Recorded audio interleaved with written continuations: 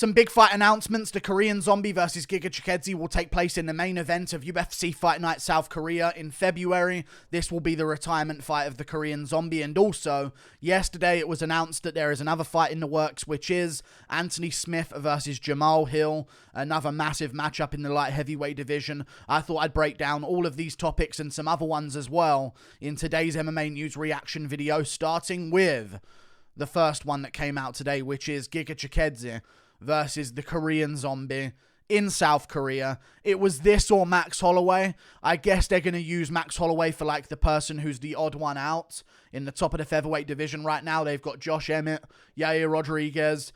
They're probably going to fight each other, and then they'll likely do Max Holloway versus Arnold Allen at the UFC London card in March, which would be massive, and that'll be a big deal. But we're talking about this one, Giga Chikadze, the Korean Zombie. In all fairness, it's a more competitive fight for the Korean Zombie. And a lot of people are saying stuff like, they're throwing bro to the wolves. Why are you killing the zombie? He's a top contender. This is the UFC. I don't care how much you like someone. As a fighter, they take on top contenders. This is how the sport exists. You know what I mean? We don't, the Korean Zombie lost his championship bout.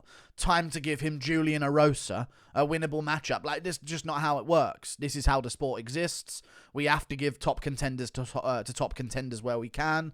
And Giga Chikadze, you know, he just lost to Calvin Kattar, but before that he was on quite a roll. He still has that big win over Edson Barboza that's keeping him pretty high up in the rankings. So this is the matchup to make. And in all honesty, it's a very competitive fight, in my opinion. I reckon this is going to go to a decision. I don't see either guy getting a finish here. I think if there is going to be a finish, it'll be a KO. But don't sleep on the grappling game of the Korean Zombie. One thing I will say is that I've seen people saying stuff like, don't sleep on the grappling of the Zombie, which I agree with. But then they'll say something like, Calvin Kattar ragdolled Giga Chikadze and made him look like an amateur on the ground. Giga Chikadze slipped over, and then as he got back up, Calvin Kattar jumped on his back. You know what I mean? And then took him to the ground. Like, it wasn't like he showed a massive weakness in his takedown defense. Now, fair enough, it could be there, and the Korean Zombie can grapple. We saw him opt to do that against Dan Ige when things got a little bit tricky on the feet for him. So he's still capable of beating this level of opponent. We saw it against Dan Ige very recently. But Giga Chikadze, this is a big moment for him to turn his career right back around. To get a big win in a main event and then start looking towards the top 5 of the division again. Maybe get a loser of Emmett versus Yair Rodriguez in a matchup like that. I feel as though Giga Chikadze is going to get this one done, and I reckon it will be like a 48-47 decision win. They'll toss up some rounds either way. Maybe there'll be a 49-46 scorecard. I just reckon we're going to get a solid... Hopefully there won't be another random injury out of nowhere. What an end of a career that would be for the Korean Zombie if he blows his ACL and ruins the fight, but...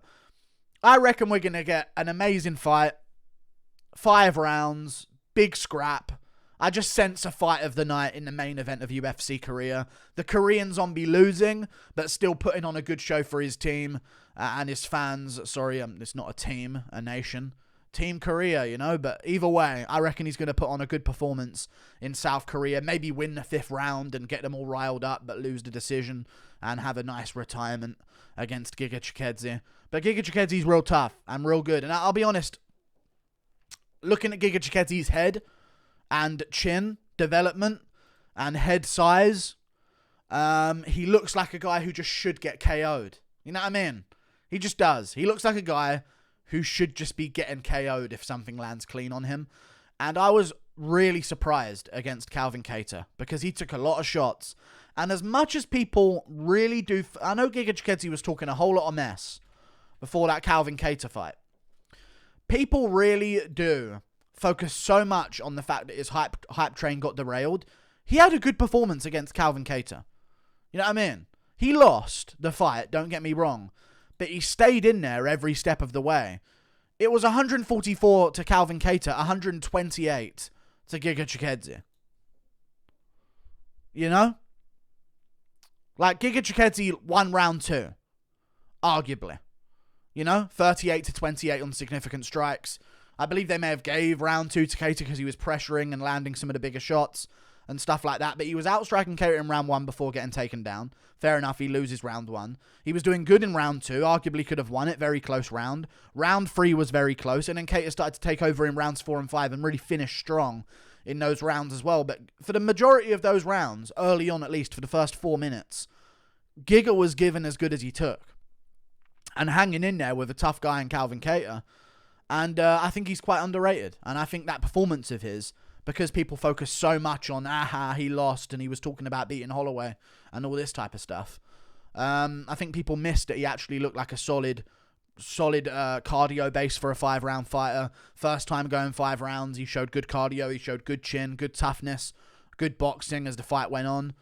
Sure, he lost, but he looked good, and I think it showed that he can hang, and with a couple of adjustments, and maybe, who knows, not getting controlled on the ground for the entire first round, and having to defend rear naked chokes and gassing out your limbs a little bit, trying to defend as a pure striker, maybe you would have had a better performance in the later rounds. I don't see the Korean Zombie getting him down and dominating him there. I see Giga winning 3 rounds at least and getting a decision win. But this is a great fight. Winnable matchup for the Korean Zombie. And we need a big Korean Zombie fight card in South Korea while we build up whoever's going to take that spot next. It's tough because we might lose the Asian market real soon. I'll be honest. Without the Korean Zombie, other than Zhang Weili, who we're going to predominantly be having in China, let's be real, we don't have a Japanese guy. We don't have a South Korean guy at the top yet. We could have Tatsuro Taira, who's coming up. We could have Dao Eun-Young make a bit of a resurgence. He's a very young guy for the light heavyweight division. Who knows? But we need someone to really take the spot of the Korean Zombie, because he's sort of been the only reason to go to South Korea, which is a big market. And it's also a very, it's a very Western market. I'm not trying to get all geopolitical here, but it's a very Westernly influenced market on the East. You know what I mean. If you follow world history and do a bit of geography, you'll understand what I mean. It's like the most Western place in the entirety of the East. I would say South Korea is, just because of the influence and stuff like that. Very similar to the West. So it's a good market to have. And we need someone to take the Korean Zombie spot. But we'll see. Hopefully he has a good retirement. We move on to another matchup, which is Jamahal Hill versus Anthony Smith. When I first saw this, I was thinking to myself, Jamahal Hill's easily going to win. Respect for him taking this fight. I was also kind of confused because I thought they were going to do Jamahal Hill versus Alexander Rakic and then Anthony Smith versus Nikita Krylov. I thought that was the fight to make. But I reckon I'm going to go with like Jamahal Hill. The problem is with Anthony Smith is if he doesn't get some weird injury, he's awkwardly survivable. Like, he's not awkwardly survivable. What's the word I'm looking for? He has good survivability in fights. He can cover up, stay in the fight. We saw it against Glover Teixeira. I know you eventually got finished, but he can still stay in a fight and make things awkward because he's good at staying alive and scrunching up on the ground. I reckon we could see a Jamahal Hill decision, 30-27. Maybe he knocks down Smith in one of the rounds and gets a 30-26. Who knows? But I think Smith's going to make it a more interesting fight than some others have. I don't think we're going to see an immediate blowout win from Jamahal Hill, but, I reckon we're going to see Anthony Smith survive, give Hill some problems, but Hill overall is going to win the fight. I think it's the Alexander Rakic's that are going to give Hill problems. The Jan Blachowicz and the Anklievs, people like that. People that can either, in Ankliev's case, mix it up and keep a solid pace and even work the clinch against the cage, or in Rakic and Blahovich's case, people that can kick at him at range. Because Santos hasn't really been throwing many kicks, and he did have some success in his kick game against Jamahal Hill in their fight, but he hasn't really been throwing many of them as much recently. And I feel as though Rakic, the leg kick game's a little bit different. Maybe after his injury it won't be, who knows? So maybe there is an opportunity for Hill to make it towards the top. I think Hill's actually got a weirdly good chance against Jiří Procházka compared to the rest of the top guys like Glover or Blachowicz or Rakic or Ankleev. I think he actually has the best chance out of all of the top contenders against the champion Jiří Procházka. So we'll see what happens. We'll see how the division unfolds. If he wins this one, we got one more fight left for Jamahal Hill to get a title shot. I reckon he should be given, like, they should do Rakic versus Krylov, or Rakic versus the winner of Reyes versus Span, depending on what they want to do. And then The winner of that one can take on the winner of Smith versus Hill, and they can be next in line for a title shot at some point. Or, you know, the winner of this just takes on the loser of Teixeira versus Prohaska. Let's say Prohaska somehow loses, which is possible because I might pick him to lose, in all honesty. Prohaska loses, Jamahal Hill wins, make that matchup straight away in a fight night main event. It'll be a good one. But this is a big fight. I don't think Smith's going to get KO'd. His boxing's pretty underrated. And I think he'll just give Hill a tough problem for 3 rounds, but Hill will win. It depends on the fight, though. Maybe if it's a 5-rounder, Smith does get finished. So we'll see when they want to do that. Date to be determined. That tells me it's not in January in Brazil. Let's be real. It's not going to be in Australia. I doubt Smith or Hill want to go to Australia if they don't have to. And that Australia card's already looking pretty good and pretty solid. And I reckon they'll find the right fights on that card. They've got enough Australian talent. Not going to be in Korea. Not going to be on either of the January events. Maybe they'll add an extra January event. There's no event on January the 28th. Maybe they'll put one in there and build a card around Smith versus Hill in the Apex. I could see it being a thing. Then they don't have to fill up a crowd. But the most likely scenario is there's a fight night card on February the 18th. And it doesn't have a main event. They're probably going to put this as the main event if they can't find another one. So, yeah, good stuff. Looking forward to it. We'll see how things go. Any other news? Zhang Weili picked up Francis Ngannou. Ridiculous strength. Carla Esparza's gone running. She hasn't been seen since. And Israel Adesanya. Let's talk about this.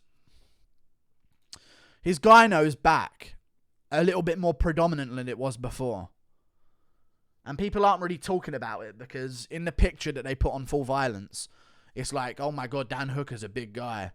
But Israel Adesanya is not really 6'4". Allberg is 6'4".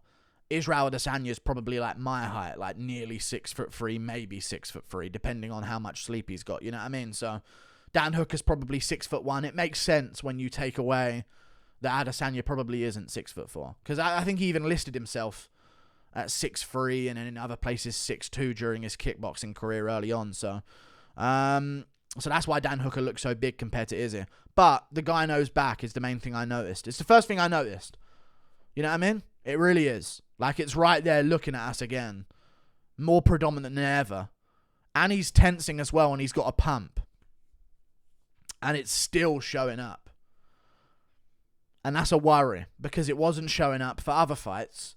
But when he takes on a guy who he feels like is going to be a decently big challenge for him, it seems to become a little bit more predominant. And I can't be the only one noticing this.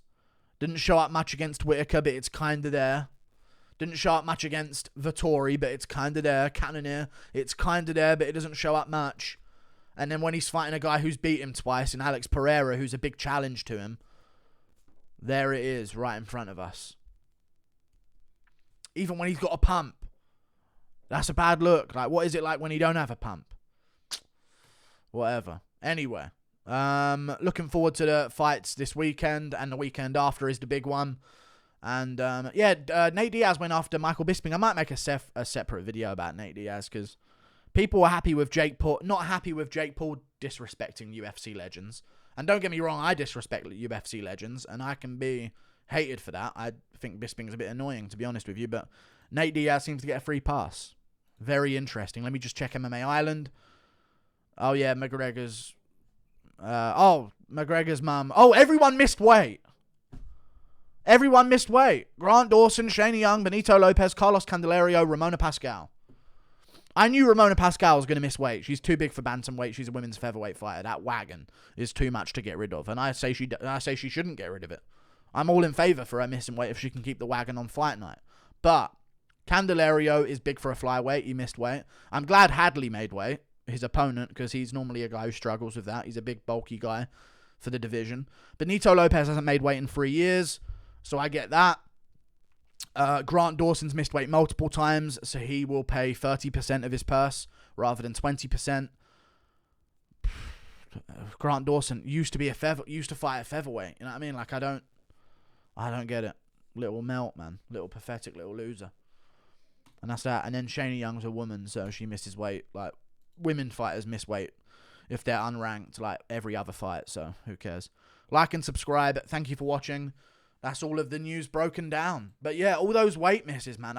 Fighters aren't paid enough. We should be paid more. And then they're just missing weight. Like, do you really want the extra money, or are you happy to throw it away because you don't want to cut the amount of weight that you need to?